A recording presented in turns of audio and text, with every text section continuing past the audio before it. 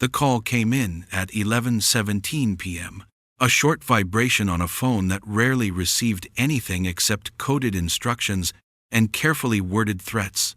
But this one was different. It was from an unknown number, a child's number. "Please, he's hurting my mama. I don't know who you are, but please come." Giovanni Lorenzo stared at the screen. He frowned at first, thinking it was a mistake, a misdial, a wrong number. Then another message arrived, shorter, more desperate. "I'm hiding. He said he'll kill her." Giovanni's breath stilled. He had seen terror. He had created terror. But he had never seen this: a little girl reaching out to a stranger because she had no one else left. He said only 3 words: "I'm on my way." No hesitation, no questions, no second thoughts. The men across the negotiation table froze as he stood, grabbed his coat, and walked toward the door.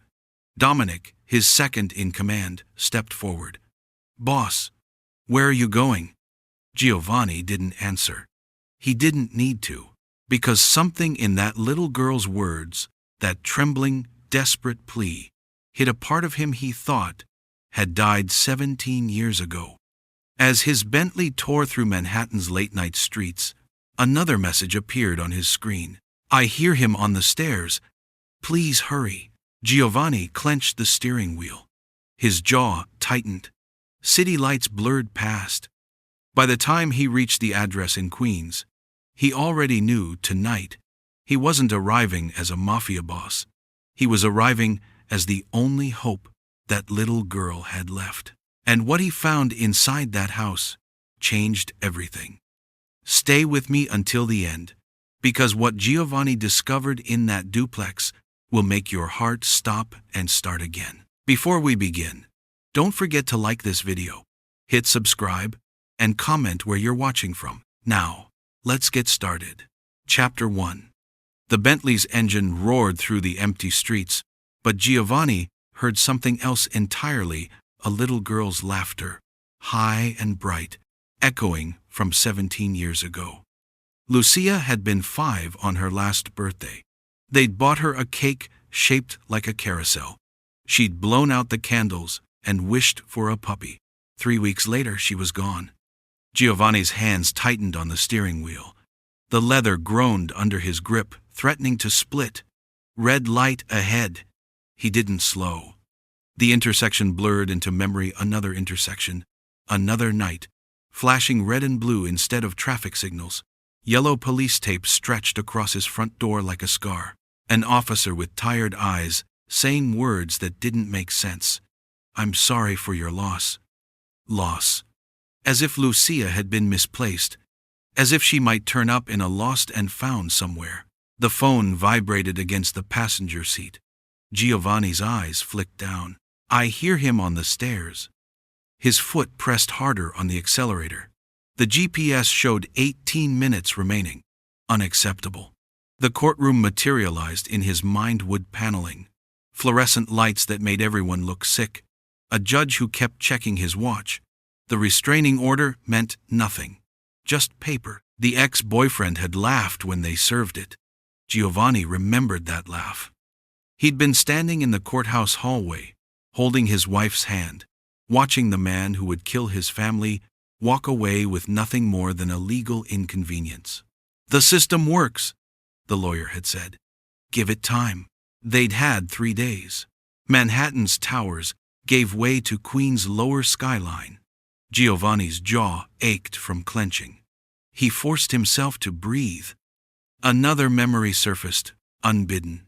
Sitting in the precinct at 2 a.m., waiting for someone to tell him it was a mistake, that his family was fine, that he could go home now. A detective, young, uncomfortable, explaining that they'd done everything they could, that sometimes these situations escalate before anyone can intervene, that there was no way to predict. Giovanni had stopped listening. He'd already made his decision. The law had failed. The courts had failed. The system that promised protection had filed the paperwork and called it justice. So he would build something that didn't fail. 19 years. 19 years of constructing an empire where his word was law, where threats were eliminated before they became tragedies, where no one told him that protection was just paperwork and good intentions. And every single night, he heard Lucia asking why Papa didn't come. The phone vibrated again. Please, I'm scared. Giovanni's vision sharpened. The memories receded, but they didn't disappear, they never did. They layered over the present like transparencies, past and present occupying the same space. He wasn't just driving to save Chloe. He was driving to save Lucia. He was racing against time and memory and the weight of 17 years of arriving too late. The GPS showed 12 minutes. He'd make it in 8. This time, someone would answer. This time, Papa would come. Chapter 2. Giovanni's thumb found Dominic's contact without looking. One ring. Boss, I need everything on 4732 Astoria Boulevard. Police reports, resident names, domestic calls, parking tickets, utility bills. Pull it now. Giovanni's voice was flat, mechanical. The emotion from moments ago locked behind steel doors. Astoria? Boss, that's not our now. Dominic. A pause. The sound of fingers already moving across a keyboard. On it. What are we looking at? Active domestic situation. Female victim. 1 child on premise. Male suspect. Likely intoxicated. History of violence. Giovanni rattled off the details like he was reading from a case file, not racing through the city at 90 miles per hour. I need a perimeter established 3 blocks out. Eyes only. No one moves until I give the word. Time frame? 8 minutes. Another pause. Longer. Boss, our nearest team is 15 out. Then they're late. Get them moving. Giovanni cut left, threading between a taxi and a delivery truck. I want to know who lives in that house, who owns it, and every 911 call made within a 2-block radius in the last 12 months. Cross-reference domestic violence databases. If this bastard has priors, I want to know before I walk through that door. Pulling it now. Give me 90 seconds. The phone stayed on speaker. Giovanni heard the clicking of keys, the low murmur of Dominic barking orders to someone else in the background. This was familiar territory data. Intel. Tactical planning. Variables that could be controlled. Outcomes that could be predicted. Giovanni had spent 19 years turning chaos into mathematics. Every threat assessed. Every risk calculated. Every move 3 steps ahead. But underneath the cold precision, something clawed at his chest. A tightness that had nothing to do with tactical planning and everything to do with a 7-year-old girl hiding from a monster. The phone on the passenger seat vibrated. Giovanni's eyes dropped for half a second. Long enough to read 4 words that made his blood turn to ice. Mama stopped making sounds. His grip on the steering wheel tightened until his knuckles went white. The leather creaked. Not yet cracking, but close. Dominic, faster. I'm pulling okay, got it. Avery Peterson, 29, rents the lower unit.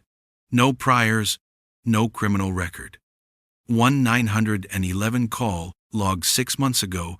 Domestic disturbance caller, hung up before dispatch arrived. No follow-up filed. Of course not. No follow-up. Just another call that disappeared into the system's black hole. The mail? Cross-referencing now. Got 3 possibles based on age and, here. Riley Hatcher, 32. 2 priors for assault, both dismissed. 1 restraining order filed and dropped. Currently on Jesus, currently on probation for aggravated battery. Giovanni's jaw clenched so hard, his teeth ached. Probation. A man with his hands already bloody, walking free, because the system called it rehabilitation. Is he on the lease? No, not listed anywhere. Which meant no one was tracking him. No one knew he was there. And when Avery ended up in the hospital, or worse, it would be another tragic escalation that no one could have predicted. Get me eyes on the property. Now. Team is 11 minutes out. I'll be there in 6. Giovanni disconnected. The numbers continued running through his mind: response times, threat assessments, probability matrices. But beneath it all, another number looped endlessly. 17 years. 17 years since he'd failed to arrive in time. The speedometer climbed past 95. Not this time. Chapter 3. The Bentley stopped 3 houses down. No screech of brakes, no door slam, just silence and shadows.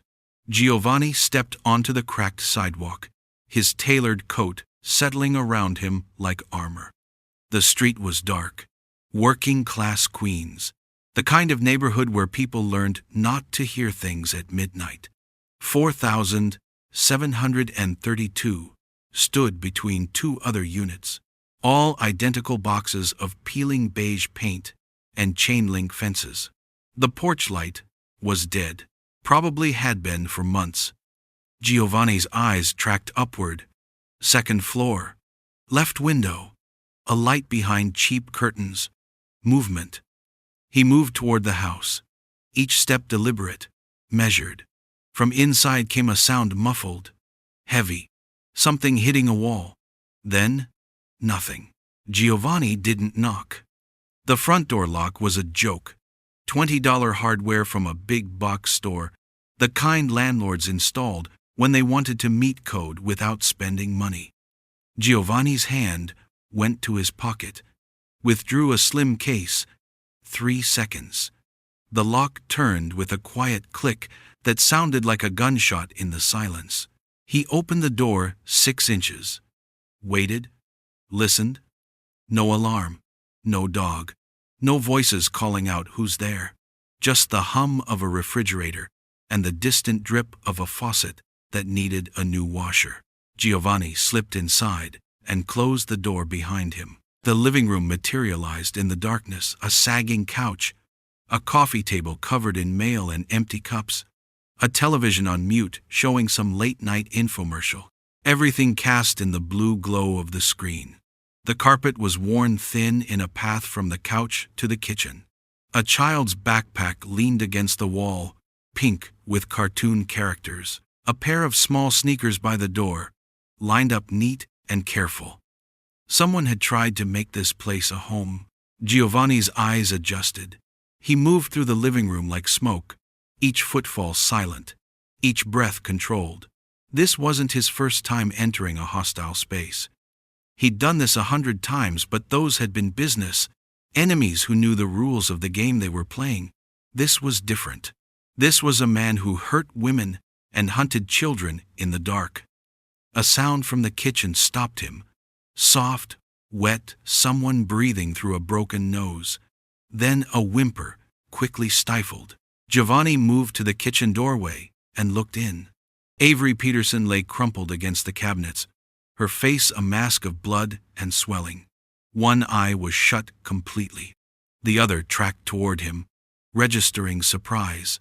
Then terror. Just another man, another threat. Her split lips tried to form words. Nothing came out but a wheeze. Giovanni raised one finger to his lips. The universal gesture. Silence. Then he knelt, keeping his movements slow, non-threatening. He checked her pulse, weak but steady. Her breathing was labored, ribs possibly cracked. Blood pooled beneath her from somewhere he couldn't immediately see. She needed a hospital. She needed it an hour ago. But first, he needed to make sure there wouldn't be a second victim. From upstairs came the sound of a door opening. Heavy footsteps. A man's voice, slurred and angry. "Where are you, you little bitch? I know you're up here." Giovanni's expression didn't change. He pulled out his phone, texted Dominic 4 words. "Send Castellano. Come quiet." Then he stood, adjusted his coat, and moved toward the stairs. Riley Hatcher was still hunting. Time to introduce him to something that hunted back. Chapter 4. Giovanni's fingers found Avery's throat, pressing gently below her jaw. The pulse was there, thread-thin, irregular, but present. Her chest rose and fell in shallow gasps that rattled with fluid. Blood seeped from somewhere beneath her hair, spreading across the linoleum in a dark halo. She had minutes, maybe less. Giovanni's hand moved to his phone. The text was already composed before his conscious mind caught up. Sen Castellano. Now. No hospitals. Hospitals meant questions. Questions meant police. Police meant paperwork and procedure while Riley Hatcher walked on bail and Avery became another case file gathering dust. Giovanni had seen that story before. He'd lived it. Dr. Castellano would be here in 12 minutes. He kept a go bag in his trunk and didn't ask questions that he didn't want answers to. 12 minutes. Avery needed 3. Giovanni pulled off his coat, folded it, and placed it under her head. The movement was mechanical, precise the same way he'd once watched paramedics work over his wife in their kitchen. Elevate the head. Maintain the airway. Wait for help that comes too late. His jaw tightened.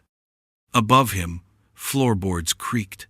Heavy steps, careless and arrhythmic.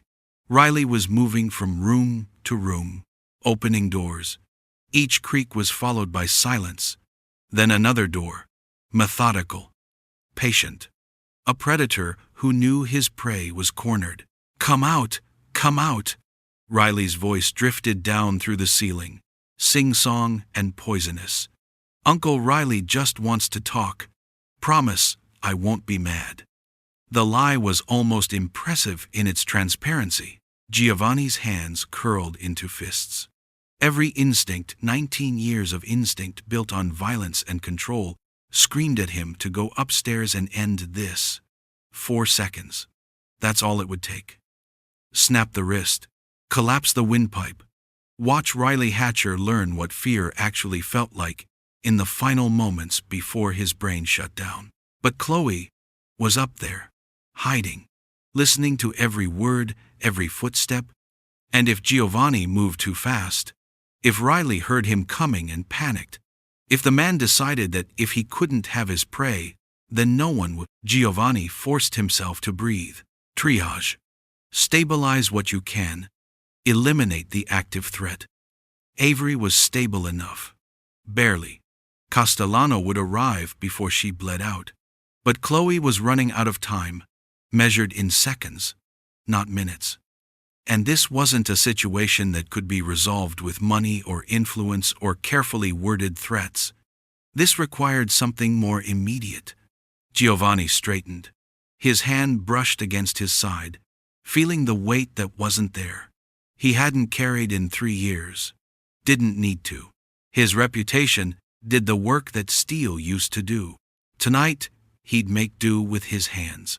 Upstairs, another door opened. Riley's voice again, closer now, to wherever Chloe was hiding. I can hear you breathing, sweetheart. You're not as quiet as you think. Giovanni's expression remained stone, but something ancient and terrible moved behind his eyes. Something that remembered yellow police tape and a daughter who died calling for him. He left Avery on the kitchen floor, not because she didn't matter, but because letting Chloe die to watch Riley suffer would make him the same monster who'd failed Lucia. The stairs were directly ahead. Giovanni moved toward them, silent as smoke, inevitable as gravity. Riley Hatcher didn't know it yet, but the hunt had just reversed direction. Chapter 5. The stairs creaked under Giovanni's weight, not the accidental sound of someone trying to be quiet, deliberate, measured, the announcement of an arrival. Each step groaned in the silence. Giovanni wanted Riley to hear, wanted him to stop hunting long enough to wonder what was coming up those stairs. The second-floor hallway stretched ahead, narrow, dim, lit only by the glow from a bathroom someone had left on. Doors hung open on both sides. A linen closet. A bedroom with a mattress on the floor. Another bedroom. This one with toys scattered across the carpet. Chloe's room. At the far end, Riley Hatcher emerged from the last doorway.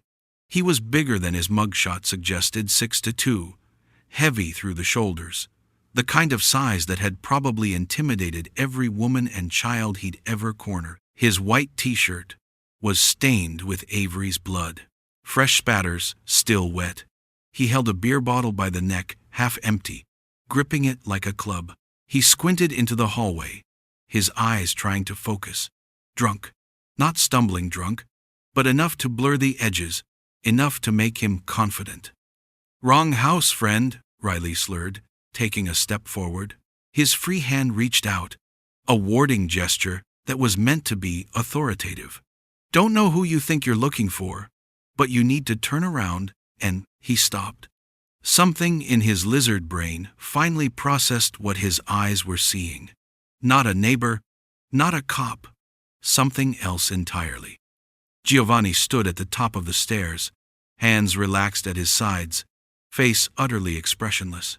He didn't speak, didn't move. He simply existed in the space, a presence that changed the air pressure in the hallway, that made the shadows feel heavier. Riley's bravado flickered. His grip on the bottle tightened. "I said wrong house. I don't know who the hell you think you are, but..." Giovanni took a single step forward. It wasn't threatening. It wasn't aggressive. It was simply inevitable. The way a shadow moves when the sun shifts. The way water flows downhill. Riley's mouth kept moving, but the words died somewhere between his brain and his lips. Because Riley Hatcher had spent his entire adult life being the biggest, meanest thing in the room. He'd learned that size and violence opened doors, that women broke when you hit them hard enough, that children were easy prey because they couldn't fight back. He'd built his entire identity on being the predator.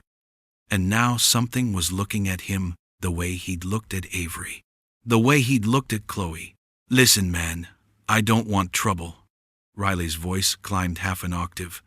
The bottle raised slightly, a defensive gesture disguised as a threat.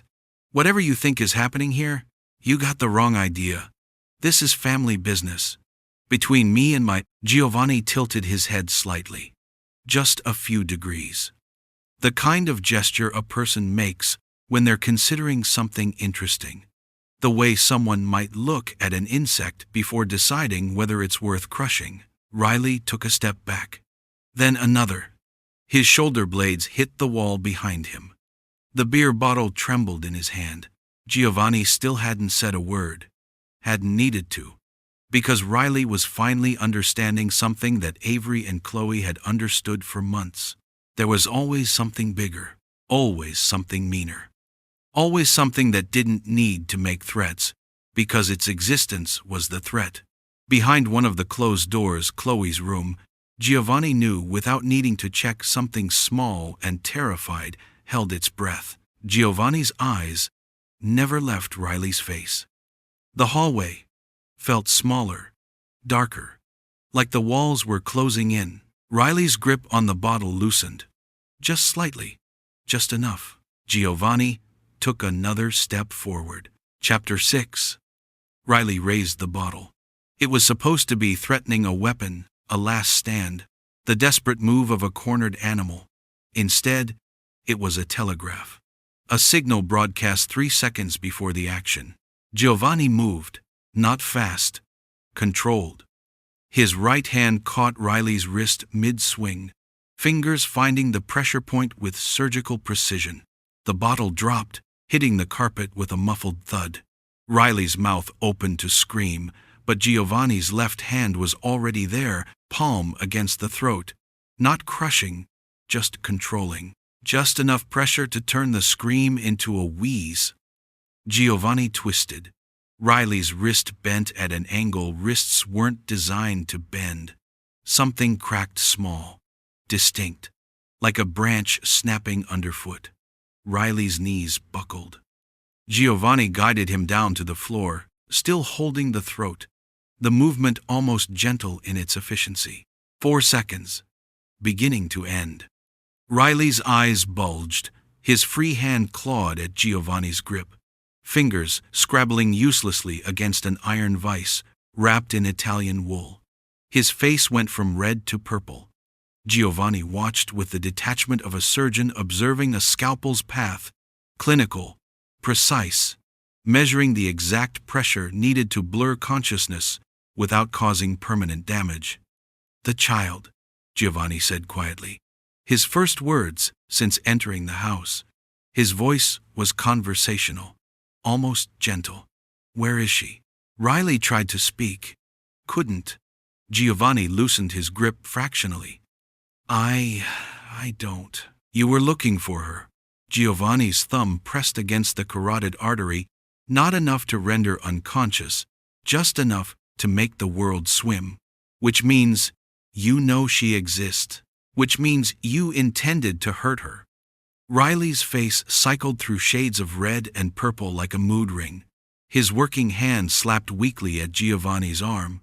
Then the floor, a trapped animal looking for escape that didn't exist. Behind the closed door, the one with the pink backpack visible through the crack, a small voice broke the silence. "Please don't hurt him more. Please." Giovanni's expression didn't change, but his hand released. Riley collapsed, gasping, coughing, one wrist cradled against his chest at an unnatural angle. Giovanni stepped back, adjusted his cuffs, and looked down at the broken man on the floor. "You have two choices," Giovanni said. His tone remained conversational, as if discussing lunch options. "The first, I call the police. You'll be arrested. Maybe you serve 4 years if you're unlucky. You'll be out before she turns 12. Riley, still gasping, looked up. Something like hope flickered in his eyes. "The second, you leave. Tonight. This city, this state, this entire coast. You disappear so completely that even I can't find you." Giovanni crouched to Riley's level, his voice dropping to something colder than January concrete. "And if you fail, if I hear your name, see your face, or even sense you've breathed in her direction, what happens next won't be an arrest." Giovanni paused, letting the silence do its work. "It will be educational for my men. They'll learn new techniques, and you'll be the curriculum." The hope drained from Riley's face like water from a broken glass. "Which do you prefer?" Giovanni asked, standing. Riley's mouth worked. His eyes darted to the stairs. Escape, freedom, anywhere but here. I'll go. I'll leave.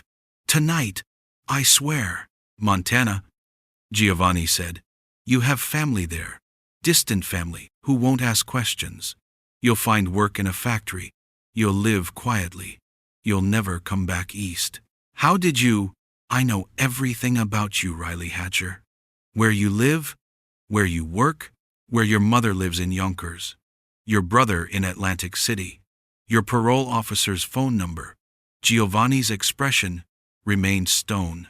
"If you deviate from the path I've laid out, I'll know before you finish the thought." Footsteps on the stairs. Dominic appeared, followed by 2 other men Giovanni recognized, Sal and Marco, the kind of men who specialized in problems that needed to disappear quietly.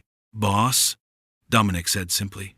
"Mr. Hatcher is leaving," Giovanni said, not looking away from Riley. "He needs an escort to LaGuardia. There's a red-eye to Billings in 3 hours. Make sure he's on it." Riley tried to stand. Failed. Sal and Marco helped him up, their grips firm but not cruel. Professional. As they guided Riley toward the stairs, Giovanni spoke once more. "If I see you again, Riley, it won't be quick." Riley didn't look back.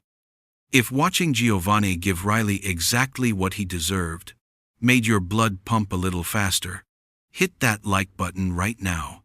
And if you believe that monsters like Riley deserve worse than exile, that they deserve to face real consequences, drop a comment telling me what you would have done in Giovanni's position. Subscribe so you never miss a story where justice actually wins. Because in this world, sometimes the only way evil gets stopped is when someone like Giovanni decides enough is enough. Now, let's see what happens when Chloe finally comes out of hiding.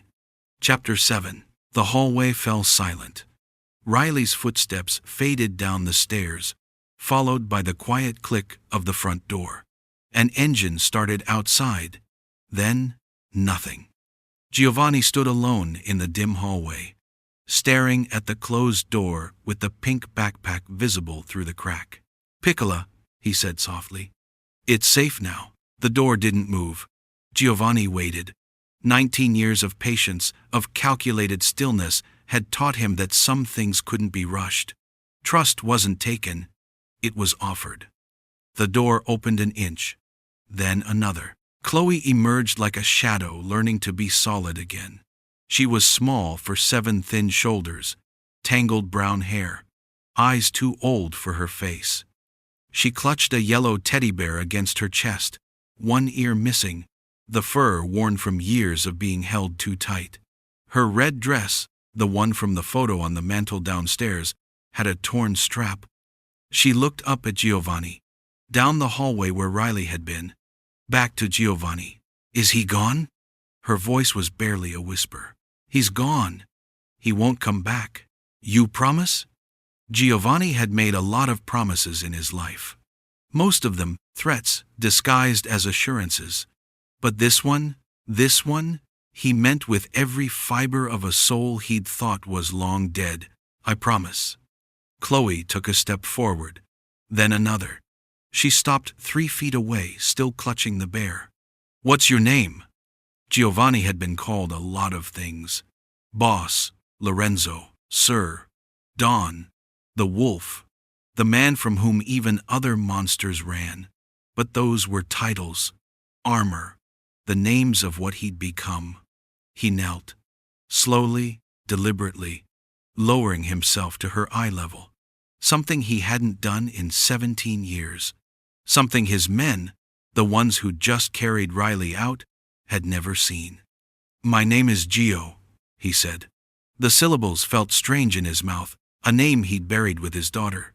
"A long time ago, someone very small used to call me that." "Who?" Giovanni's throat tightened. The walls he'd built brick by brick, corpse by corpse, threatened to crumble. Her name was Lucia. She was 5 years old. And she liked yellow teddy bears, just like yours. Where is she now? The question was innocent. Children always asked the hard questions, without knowing they were hard. Giovanni's hands, which had just broken a man's wrist without hesitation, trembled slightly. "She's gone. Someone hurt her when I wasn't there to stop it." The words came haltingly, each one dragged up from a place he'd sworn never to visit again. "I was supposed to protect her, and I failed." Chloe looked at him for a long moment. Then, slowly, she reached out her hand. Small, fragile, offering something Giovanni didn't deserve. "You protected me," she said simply. Giovanni stared at that hand. 17 years. 17 years of refusing to let anyone close, of keeping the world at arm's length, of turning himself into something that couldn't be hurt because it couldn't feel. 17 years of penance and empire building, and waking up every morning knowing he'd failed the one person who mattered. His hand moved before his mind could stop it. His fingers, scarred, violent, stained with Riley's blood, closed gently around hers. Chloe's grip tightened. Not much. Just enough. For the first time in 17 years, Giovanni allowed someone to touch him without calculation, without strategy, without measuring the angle of attack or planning the counter-move, just touch. "Your mama's downstairs," he said, his voice rougher than he intended. "A doctor is helping her. She's going to be okay. Because of you?" "Yes." "Thank you, Gio." His name, the real one, hit him like a freight train. Chloe didn't know what that name meant. Didn't know she was the first person to use it since he'd buried it with his daughter. didn't know she was holding the hand of the most dangerous man in New York City, and seeing past all of it to something he'd thought was dead. Downstairs, Dr. Castellano's voice drifted up calm, professional, giving instructions to Dominic about IV fluids and antibiotics, and keeping Avery stable. Giovanni didn't let go of Chloe's hand. "Come on," he said gently. "Let's go see your mama." Chloe nodded. And together, the Mafia Boss and the little girl, they walked toward the stairs. Chapter 8. The hospital room was quiet, except for the steady beep of monitors and Avery's labored breathing. Giovanni sat in a chair that cost more than most people's cars, pulled close to the bed but not touching. Dr. Castellano had done his work well: IV fluids, antibiotics, 3 cracked ribs wrapped, facial swelling already responding to treatment. Avery would heal. The body always did, given time and proper care. The soul was a different question. Chloe slept in the chair beside him, curled into a ball, the yellow teddy bear clutched tight. Giovanni had draped his coat over her like a blanket. It swallowed her completely. Just expensive fabric and small girl and exhausted sleep. Giovanni's phone rested in his hand. He'd been making calls for the past hour. Quiet calls. The kind that moved mountains while the world slept. "It's done," Dominic said, appearing in the doorway. He held a tablet, screen glowing with documents and bank transfers. Trust funds established. 2 million. Dispersed annually for education and living expenses. Trustees in place. She'll have access at 18. Full control at 25. Giovanni nodded. The house? Westchester. 4-bedroom, gated community. My cousin Sal's neighborhood, good schools. Safe. Dominic scrolled through photos. A colonial with a wraparound porch. A backyard with actual grass. The kind of place where children rode bikes and neighbors knew each other's names. Deeds in a shell company. 6 layers deep. No one traces it back to you unless you want them to. I want Sal's family within 5 minutes. At all times. Already arranged. His wife Angela's offering to help with Chloe. Kid stuff, school runs, that kind of thing. Dominic paused. Boss, Angela's good people. She'll make sure the girl's okay. I know. Giovanni had vetted Sal's wife personally 3 years ago when Sal requested to move his family out of Brooklyn. Former teacher, clean record, the kind of woman who baked cookies for school functions and kept a first aid kit in her purse. What about the mother's identity? New social, new credit history, new employment records. As far as the world knows, Avery Peterson died in a car accident 6 months ago. The woman in that bed is Avery Morrison, widow, relocated from Oregon for a fresh start. Dominic's expression remained neutral, but something flickered behind his eyes. Boss, why? Giovanni looked at Chloe. Her small shoulders rose and fell with each breath, peaceful in a way she probably hadn't been in months, maybe years. Why? What? Why her? We've had 100 domestic situations in our territory. You've never, Dominic trailed off, choosing his words carefully. You've never gotten involved like this. Giovanni was quiet for a long moment. The monitors beeped. Avery shifted slightly in her sleep, her swollen face turning toward the wall. On the nightstand, someone, probably a nurse, had placed Chloe's pink backpack. A child's drawing peeked out from the top, crayon flowers, and a stick figure family. 17 years ago, Giovanni said finally, his voice flat. No one answered for mine. Dominic went still. In all the years he'd worked for Giovanni Lorenzo, 10 years of late nights and dangerous negotiations, and bodies that needed to disappear, he'd never heard the boss mention his life before. Before the empire. Before Lorenzo. Before the man who could empty a room with a glance. Boss. The system failed them. The courts, the police, the restraining orders, all of it failed. And when I came home, it was too late. Giovanni's jaw tightened. I built all of this, so it wouldn't happen again. Every territory, every business, every politician in my pocket. It was all supposed to mean something. It was supposed to be the answer. He looked at Dominic directly. Tonight, it finally was. Dominic nodded slowly. Understanding, settling into place like puzzle pieces, finally finding their proper configuration. What else do you need? Legal guardianship papers. Backup only. If something happens to the mother, I want Sal and Angela listed as primary guardians, but I want override authority. You're putting yourself in the paperwork? No. Create another shell. But I want control. Giovanni's expression hardened.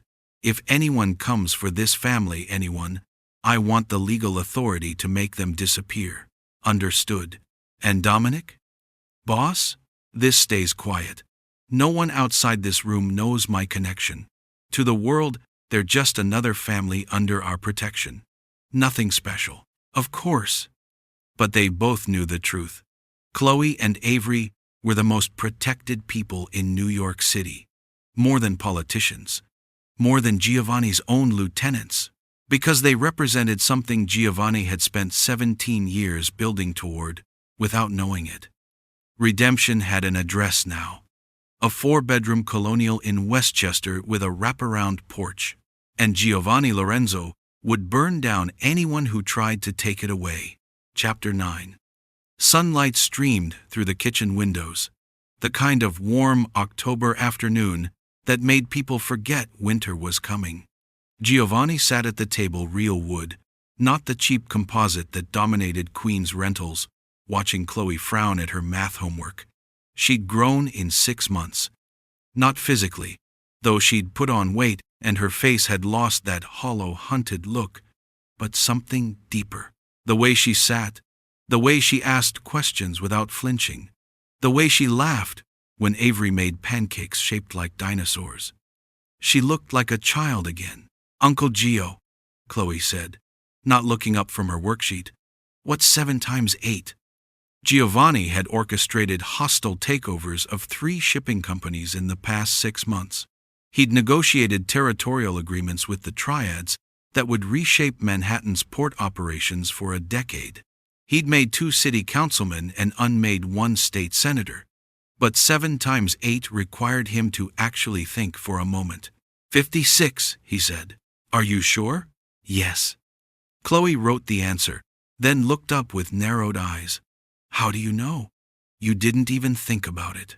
Some things you just know. That's what Mama says when she doesn't want to explain stuff. Giovanni's mouth twitched. Not quite a smile, but close. Avery appeared from the living room carrying 2 coffee mugs, her hair pulled back in a ponytail, wearing jeans and a sweater that actually fit. The swelling had faded months ago. The scars remained a thin line above her left eyebrow, another along her jaw, but they'd become just part of her face rather than the defining feature. She'd stopped flinching when people moved too quickly. That had taken 4 months. Coffee, Avery said, setting a mug in front of Giovanni.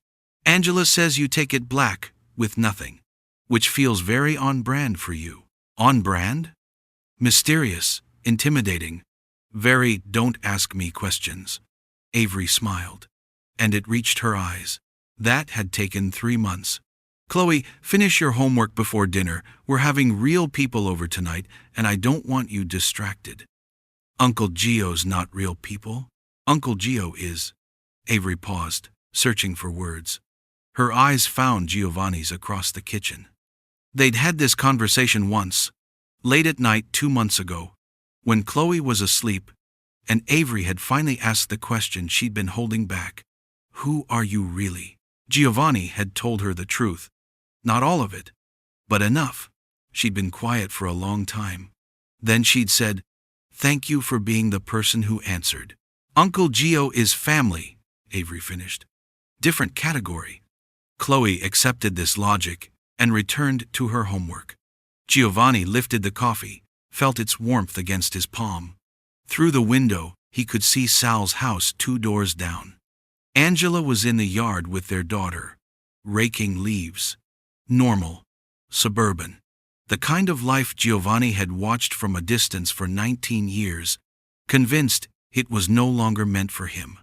He still ran an empire, still made calls that ended careers and started wars, still wore expensive suits, and attended meetings where violence was discussed in euphemisms and contract law. But now, for the first time since Lucia's death, he had something worth protecting beyond territory. The phone on the table vibrated. Giovanni glanced down. Unknown number. His first instinct, honed by 2 decades of caution, was to ignore it. Let it go to voicemail. Let someone else handle whatever crisis was calling. But something made him look at the screen. A text message. Short and desperate. Please help. He hurt my sister. I don't know what to do. Giovanni's hand stilled on the coffee mug.